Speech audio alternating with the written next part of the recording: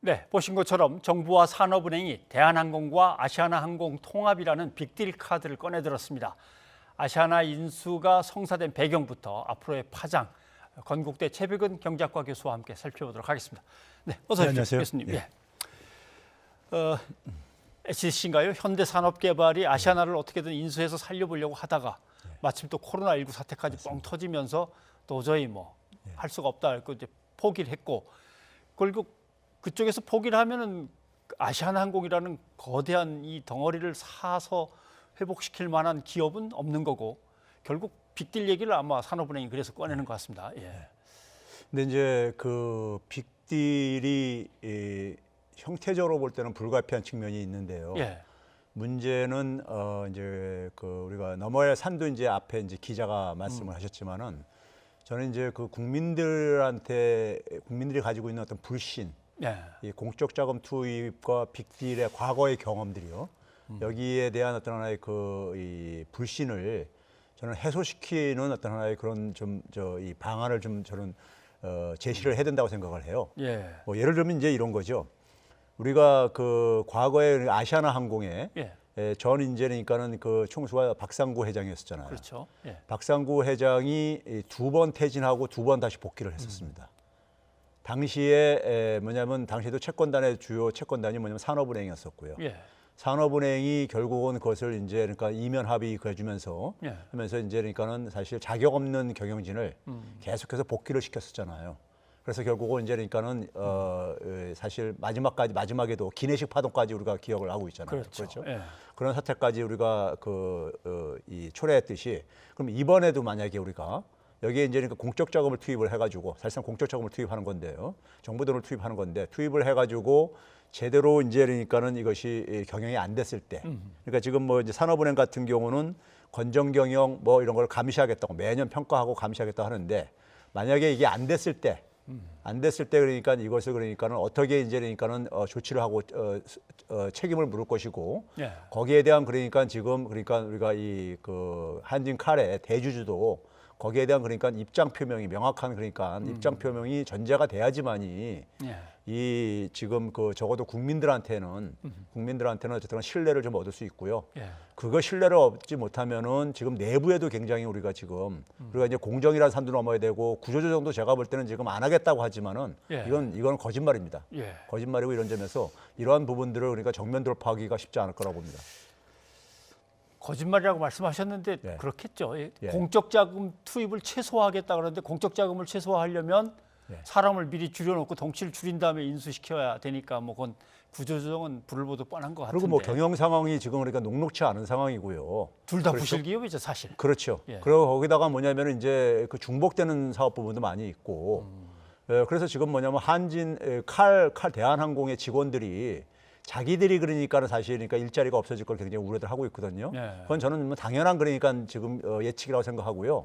그러니까 그런 것을 그러니까 자꾸만 그러니까 이렇게 피해가려고 하지 말고 예. 오히려 그러니까는 그런 것들을 그러니까 오히려 추진하기 위해서는 적어도 사회적인 어쨌든 간에 신뢰는 없고 그리고 나서 구조조정에 따른 대책은 또 별도로 그러니까 우리가 마련하는 것이 예. 저는 정도라고 생각합니다. 네. 근데 일단 방법적으로 어떻게 진행이 되는 건지도 예. 좀 조금 더 들여다봐야 될 것 같습니다. 한진그룹의 이제 지주 회사가 칼이죠. 한진칼이죠. 예. 예, 한진칼. 예. 한진칼이 대한항공을 갖고 있는 거고. 맞습니다. 그러면 정부는 한진칼에다 돈을 8천억을 준다는 겁니까? 그렇죠. 예. 이게 이제 대한항공이 아시아나항공을 인수하는데 예. 대략 한 1조 8천억 원 정도가 필요할 거라고 지금 추정을 하고 있어요. 예. 그러면 이제 이 중에서 이제 한 8천억 원 정도를 정부가 투입하겠다는 거죠. 뭐 산업은행을 필두로 해서 이제 수출입은행 섞어가지고 여기에 투입을 하겠다는 것이고요. 예. 그거를 이제 그러니까 소위 말해서 제3자 배정 이제 유상증자, 소위 말해서 신주 발행을 이제 산업은행한테 넘기겠다는 거죠. 네. 넘기고 이제 그러니까 그다음에 유사시에 그러니까는 또 주식으로 전환할 수 있는 교환사채 같은 경우도 이제 그러니까 일부 이제 형태로 가해가지고요. 예. 산업은행이 일종의 그러니까 경영에 어쨌든 참여를 하는 거죠. 참여를 하는 것이고요. 그랬을 때 이 돈을 이제 이 돈 플러스 뭐냐면 이제 한진칼도 이제 마찬가지로 좀 유상증자 좀 이제 출자를 해가지고 예. 대한항공에 그러니까는 이제 그 돈을 그러니까 좀 이제 그러니까는 자금을 마련해가지고 한 1조 8천억 원을 마련해가지고 이걸 가지고 이제 아시아나항공을 인수하겠다는 거죠. 예. 근데 대한항공 한진그룹 측도 지금 조원태 회장하고 예. 조원태 회장에 맞서서 경영권을 갖고 오려고 하는 그 KCGI 사모펀드인가요? 예. 그걸 중심으로 한 3자 연합이 이제 형성돼서 맞습니다. 팽팽하게 겨루는 거 아닙니까? 예. 3자 연합 쪽이 지분이 조금 더 많던데 예. 이렇게 되면 지분이 다시 뒤집히는 거죠. 그렇죠. 예. 이제 지금 이제 보게 되면 이제 그 정부 산업은행 입장에서는 예. 좀 이제 그 한진카를 좀 이제 안정적인 지주회사 체제로 좀 만드는데 좀 이제 예. 초점을 맞추는 것 같아요. 아하. 이제 그러다 보니까는 근데 이제 그 소위 주주 연합 측, 저희 그러니까 사모펀드라고 하는 KCGI를 중심으로 해가지고 이제 그 주주 연합 측에서는 사실 그 이거 이제 3자 배정식으로 가게 되면은 예. 산업은행한테 그만큼 지분이 돌아가니까요. 돌아가게 되면 기존의 주주들은 기본적으로 지분이 낮아질 수밖에 없죠. 예. 근데 이제 기본적으로 산업은행이 갖고 있는 지분이 소위 조원태 회장의 편이 될 거라 이거죠. 그렇죠. 그렇게 되게 되면 이제 그러니까는 완전히 이제 그러니까 이게 그 격차가 벌어지게 됩니다. 대략 추정하기에 한 40%대 한 48%까지 이렇게 차이로 그러니까 벌어질 거로 네. 오히려 역전돼 가지고요. 그렇게 되게 되면 자기들의 그러니까 그 소유하는 지분에 대한 가치가 많이 떨어질 수밖에 없죠. 예. 그러다 보니까 이제 거기에 대한 반발을 하는 것이고요. 그리고 이제 아시아나와 대한항공이 갖고 있던 똑같은 사업이나 또는 임무, 직무에 대해서는 어차피 겹치니까 예. 구조조정이 발생하면 그게 아시아나항공 쪽에서 간 사람일 수도 있지만 대한항공 쪽에서 사람일 수도 맞습니다. 있는 거니까 아까 예. 그건 걱정을 해주셨고 또 하나는 독과점으로 해서 한쪽이 1등과 2등이 합쳐져 갖고 큰 1등이 돼버렸으니까 운임도 막 올리고 할 수도 있는 겁니까? 그게 이제 소비자들이 걱정하는 거죠. 과거에도 이제 그러니까 우리가 자동차 회사에서 그런 사례들을 그러니까 소비자들은 그걸 이제 그 자기들은 그렇게 체감을 한 걸로 이제 그러니까 생각들 하는 예. 그 경향들이 있고요. 그러면 이 부분이 제가 아까 얘기했듯이 산업은행이 여기 어쨌든 간에 이 소위 말해서 건전 경영을 감시하겠다 그러잖아요. 예. 그럼 이 우려를 그러니까 사실 불식시켜 줘야 되는 거예요. 불식시켜 줘야지만이 사실 또 공정거래위원회에서도 공정거래위원회 차원 속에서는 사실 그러니까 이 부분이 해소가 되지 않으면은 예. 사실 허가해 주는데 사실 어려움도 있습니다. 현행 법상이 그러니까요. 국내 이제 이 시장 점유율은 60% 이상으로 돼 버리기 때문에 그런 점에서 이제 그러니까는 이 부분을 어떻게 이제 그러니까 우리가 해소시킬 것인가 하는 부분이 산업은행이라든가 정부가 그러니까는 사실 말로만 하는 게 아니라 실질적인 그러니까 거기에 대한 그러니까 우리가 장치를 그러니까는 국민들한테 제시를 해야 된다고 생각합니다. 예. 승자의 저주 얘기도 가끔 이제 걱정들 하는 것 맞습니다. 같습니다. 예.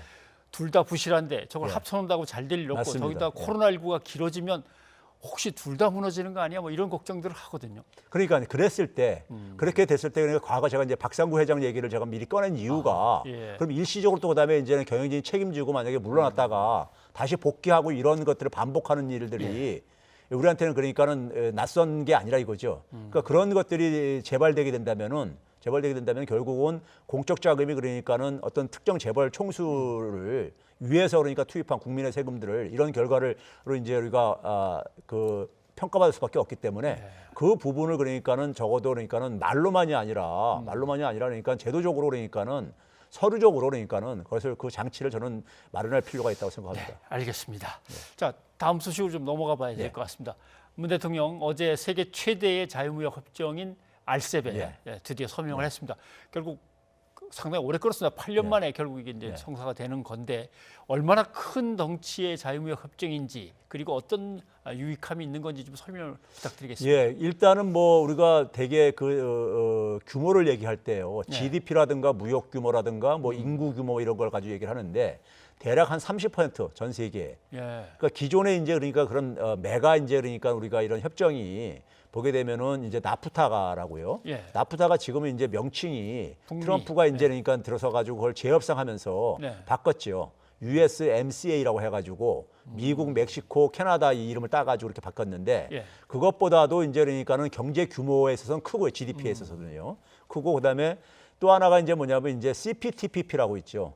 오바마 때 그러니까 사실은 이제 중국을 이제 봉쇄하기 위해서 만든 TPP라는 게 있는데 트럼프가 이것도 탈퇴하면서 소위 일본 주도로 해가지고 12개 국가가 만든 게 CPTPP라고 있는데 이것보다도 무역 규모라든가 무슨 뭐 그러니까 인구 규모도 이거보다도 크고 오르다 보니까는 이번에 이제 그러니까 메가 이제 협정이 이제 등장한 건데요. 저는 이번에 이 협정을 하는 과정 속에서 우리 정부가 굉장히 그 대외 통상 면에서는 굉장히 잘하시는 것 같아요. 그러니까 어떻게 보게 되면은 실리를 굉장히 많이 취득을 했어요. 예를 들어서 몇 가지 이제 한다면은 일단 가장 중요한 의미는요. 문재인 정부의 이제 기본적인 하나의 그 국가 경영 전략이 예. 신남방 신북방으로 이제 그러니까 압축되어지거든요. 그렇죠. 예. 그러니까 신남방이 이제 가속화되는 측면이 있고요. 여기에 이제 신북방까지만 좀 이제 궤도 위에 올린다면은 사실 그러니까 아시아 시장이 가장 그러니까 지금 성장이 빠른 지역이에요. 예. 근데 지금 아시아하고 유럽하고 이제 우리가 협력체가 하나 아셈이라는 게 있습니다. 네. 근데 이게 아시아가 대개 유럽하고 연결을 하려면은 인도양을 지나서 이렇게 가게 돼 있는데 예. 이게 만약에 소위 말해서 신북방이 제대로 궤도화된다면은 대륙으로 이게 연결되면서 한국이 그러니까 그래서 아셈의 허브로 사실은 부상할 수 있는 이런 예. 가능성이 있거든요. 그런 점에서 어쨌든 간에 신북방만 좀 궤도화 시킨다면은 이 신남방의 이 가속화가 굉장히 어쨌든 간에 시너지 효과를 나올 거라고 생각하고요. 예. 그 다음에는 이제 뭐냐면 일본과 이제 FTA가 간접적으로 이제 이루어지게 됐어요. 예. 근데 저는 이제 항상 우리가 강대국과 우리가 협상을 할 때요. 미국과 예를 들어서 협상을 할 때 1대1로 하게 되면은 우리가 불리합니다. 아하, 예. 그런데 이제 이런 다자간 속에서 하게 되면은요. 다자간 속에서 하게 되면 우리가 상당히 이 여유가 많이 생깁니다. 스페이스가요. 예. 그런 점에서도 이번에 보게 되면 일본에 대해서 우리가 가장 이제 그동안에 재계에서 반대를 했었는데 일본과 FTA를 하는 거를요. 예. 그 이유가 뭐냐면은 핵심 산업들 같은 경우 자동차라든가 정밀기계라든가 소부장 같은 이런 산업들이 일본에 대해서 경쟁력이 처져 있었는데 이 부분들을 거의 그러니까 그 양호 조건에 의해서 제외를 시키고 그랬었어요. 예. 그런데 그런 점에서 그게 가능했던 이유가 다자간 협상 속에서 했기 때문에 이게 가능했던 것이고요. 예. 이제 또 하나는 이제 뭐냐면은 저는 우리가 결국은 이제 그러니까 이 제조업에 있어서는 제조업은 갈수록 어쨌든 간에 추격하는 이제 중국이나 이런 쪽에 이제 밀릴 텐데 그렇죠. 이번에 이제 문화 콘텐츠 부분을 우리가 해서 많은 부분을 좀 이제 얻어냈고요. 네. 그것과 관련해서 지적재산권을 그러니까 우리가 좀 이제 중국 시장에 대해서 특히 이제 그러니까 우리가 지적재산권 보호의 장치를 좀 마련했다는 점. 네.